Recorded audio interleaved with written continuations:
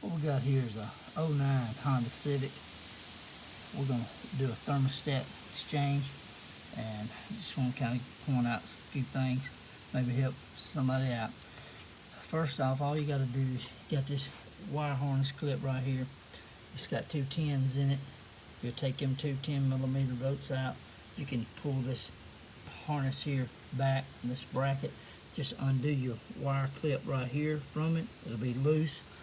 Undo your clip right here, pull it back. This is spring, and come back out of your way to be able to get your 10mm bolt on your housing. You got two 10mm bolts on your thermostat housing. Pull them out. You do not need to take this hose off. After you have drained your radiator, you see that hole right down at the bottom, you can go up underneath, take and catch your antifreeze. If you are on a tight, if your antifreeze looks good, catch it.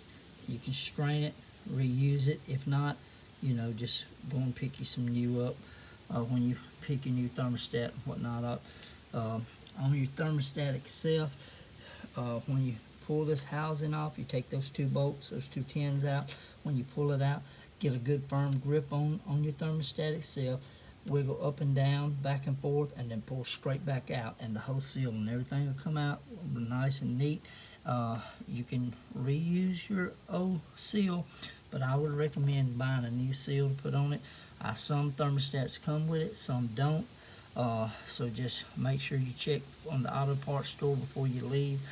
I would recommend putting a new seal on it, because that's what seals it. It does not have no gasket or no Permatex or nothing on it.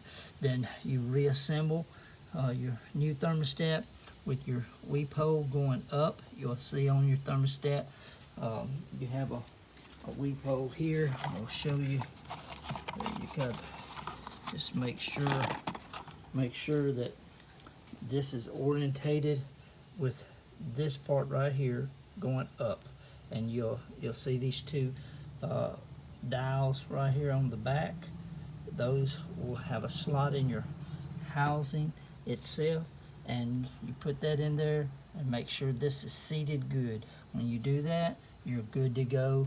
Retighten your 10mm bolts, 7.4 foot-pounds, and reattach your bracket, reattach your wire clips on your harness, and reattach your clip here, and you're good to go. You don't have to move this housing, this hose.